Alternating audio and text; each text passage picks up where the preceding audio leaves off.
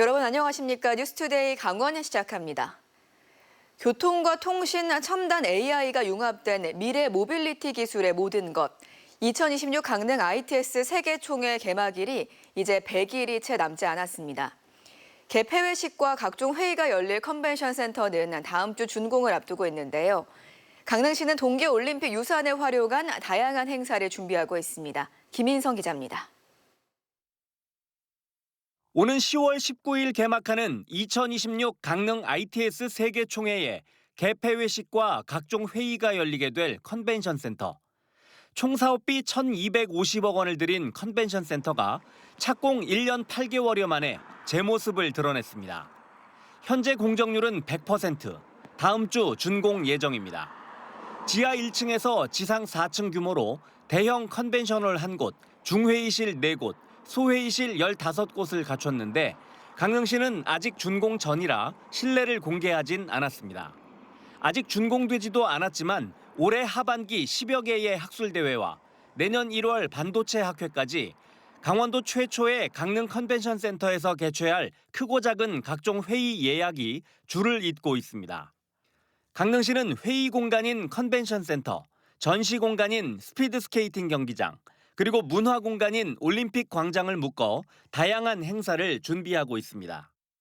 K문화 도시로서의 강릉을 알릴 수 있는 문화 행사와 그동안 저희가 구축해 놓은 그 ITS 시스템을 시민들이 체감할 수 있는 기술 시연이나 시찰 등을 할 수 있는 그런 행사로 꾸며질 계획입니다.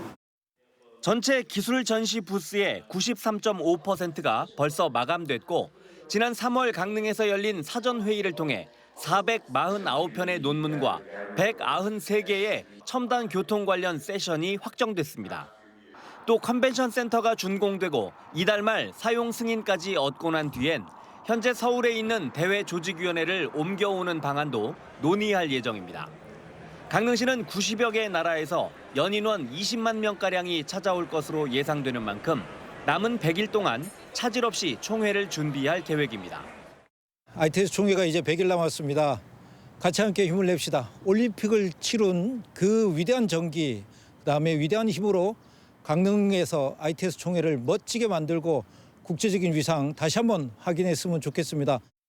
첨단 모빌리티와 자율주행 기술이 총집합해 세계 교통올림픽이라 불리는 ITS 세계총회. 그 막이 오를 날이 100일 앞으로 다가왔습니다. MBC 뉴스 김인성입니다. 태양광 발전을 통한 햇빛 소득 마을이 전국으로 확대되는 등 지역 소멸 위기를 신재생 에너지로 극복하려는 노력이 이어지고 있는데요. 바람이 풍부한 강원도에선 풍력 발전을 주민들의 소득원으로 활용하는 첫 번째 바람 소득 마을이 추진되고 있습니다. 권기만 기자가 취재했습니다. 강원형 바람소득 육상 풍력 사업의 1호 모델은 평창이 될 전망입니다. 올해 초 평창 모처를 입지로 정하고 실무협의체를 구성해 평창군과 발전사, 정부 부처와 협의를 거쳤습니다. 실제 사업 착수까지는 여러 절차가 남아있지만 가장 중요한 것이 주민들의 참여 의사입니다. 풍력 발전은 청정에너지긴 하지만 인근 주민들이 소음과 진동 등의 피해 우려로 반대하면서 사업 추진에 가장 큰 걸림돌로 작용해왔기 때문입니다. 가장 큰 문제가 민원이죠. 사업의 걸림돌이 가장 큰 건 민원인데 사실은 그 지역 주민들이 민원이 해결이 안 되면 다른 후속 작업이 진행이 안 되기 때문에 가장 큰 문제가 민원이라고 봅니다. 하지만 주민들이 사업을 주도하도록 하고 발전 수익을 마을이나 주민들의 직접 소득으로 만들 수 있도록 하면서 수용성 문제를 해결하는 것이 바람소득 사업의 핵심입니다. 그동안 풍력 사업은 이제 주로 민간 사업 위주로 하다 보니까 그 지역 사회에 이제 이익이 충분히 이제 환원되지 않고, 그러니까 강원도의 공공주도 주민 참여형을 만들자. 그리고 그걸로 인해서 우리 도민들에게 최대의 이익이 돌아갈 수 있는 모델을 만들어보자. 이게 저희들의 계획입니다. 태백에서 2021년부터 가동을 시작한 가덕산 풍력단지도 있지만 시민들이 자본금의 4%에 해당하는 채권 형태로 참여하고 배당을 받는 방식이어서 주민 소득 위주의 바람소득 사업과 차이가 있습니다. 강원도는 사업의 성공적 추진을 위해 강원특별법 3차 개정에 신재생에너지 발전지구 지정 등에 관한 사항을 포함시켰고 주민 참여와 개발이익 공유, 자원 공유화 기금 등의 조례 제정도 추진하고 있습니다. 기후에너지 환경부도 평창과 양양 등을 대상으로 육상풍력 계획 입지 검토에 들어가면서 강원도에 그야말로 바람소득 바람이 불고 있습니다. 강원도는 평창을 시작으로 바람소득 사업을 강원도 전역으로 확대한다는 구상인 가운데 태양광에 비해 정보와 경험이 적은 이 사업에 주민들의 참여를 어떻게 이끌어낼지가 과제로 남아 있습니다. MBC 뉴스 권기만입니다.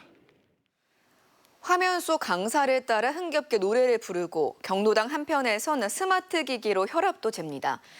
어르신들의 든든한 돌봄 거점을 만들겠다며 스마트 경로당이 속속 들어서고 있는데요. 수십억 원이 투입된 현장, 과연 이름만큼 똑똑하게 운영되고 있을까요? 이성미 기자가 현장 취재했습니다. 춘천의 한 아파트 단지 경로당. 대형 모니터 앞에 어르신 30여 명이 모여 있습니다. 화면 속 강사의 안내에 맞춰 흥겹게 노래를 따라 부릅니다. 가만히 앉았다가 시간 되면 가죠. 우리 못하는 거 다 채워주셔서 너무 감사해요.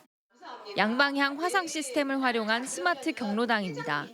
노래 교실은 물론 건강체조와 보이스피싱 예방 교육까지 실시간으로 이용할 수 있습니다. 건강 측정 키오스크에서는 혈압과 혈당, 심박수까지 재줍니다. 이거 왼쪽이 더 힘이 좋다고. 그러니까 오른쪽은 힘을 더 길러셔야 돼. 하지만 도심을 벗어나면 사정이 다릅니다. 춘천 북산면의 한 경로당. 근력량과 혈당을 잴 수 있는 측정 기기인데요. 지금은 이렇게 사용하는 사람이 없어서 기기가 꺼져 있고 모니터에도 먼지가 묻어나옵니다. 화상 프로그램은 일주일에 단 한 번뿐. 그마저도 80대 이상 고령이 대부분인 농촌에선 농번기만 되면 텅텅 비기 일쑤입니다. 게다가 어르신들이 측정한 건강 데이터를 관리해줄 의료기관도 없습니다. 이렇다 보니 값비싼 스마트 기기들이 단순한 전자체중계와 다를 바 없습니다. 의료 서비스와 연계해서 추가적인 서비스를 받을 수 있도록 현재 지속적으로 논의를 진행을 하고 있고 한두 달 내로면 구체적인 방안이 마련이 돼서 지난해부터 도입된 강원 지역 스마트 경로당은 4개 시군에 260여 곳. 강원도는 만성질환 예방 등 어르신 맞춤형 통합 돌봄까지 가능하도록 올해 하반기까지 협력 의료기관 체계를 구축하고 2029년까지 180억 원을 들여 경로당의 30%를 스마트 경로당으로 바꿀 계획입니다. MBC 뉴스 이송미입니다. 강원도 교육청이 강사명 교육감의 1호 결재 사안인 교육감 직속 교권보호지원단을 출범했습니다.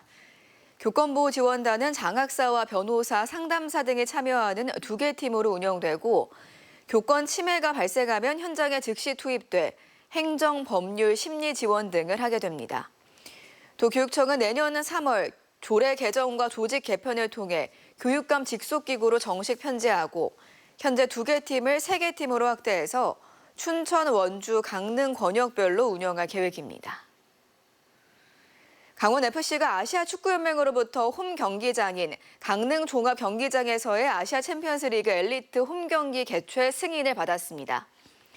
지난해의 경우 국제공항과의 거리 등 아시아 축구연맹의 요구 조건을 맞추지 못했지만 올해는 파라타항공이 취항하면서 협의를 다시 시작했고 승인을 받았습니다. 강원FC는 다음 달 11일 강릉 종합경기장에서 일본 J리그의 간바 오사카와 2026-2027 시즌 아시아 챔피언스리그 엘리트 플레이오프 홈 경기를 치르는데 여기에서 이길 경우 내년도 아시아 챔피언스리그 엘리트에 출전할 수 있게 됩니다. 영월군이 3일 이상 지역에 머무는 전지훈련 선수단 인센티브 제도를 도입해서 5억 원의 소비 실적을 거뒀다고 밝혔습니다. 영월군은 최근 3년 동안 3일 이상 머무는 1,300여 명의 전지훈련 선수단에 지역 화폐 등 인센티브 8천만 원을 지급했고 이들이 머물면서 4억 9,600만 원을 소비했다고 설명했습니다. 또 호주의 수영 전지훈련팀이 지역 초교 수영팀과 합동훈련을 하는 등 외부 선수들과 지역 간 교류 활동도 늘어나고 있다고 분석했습니다.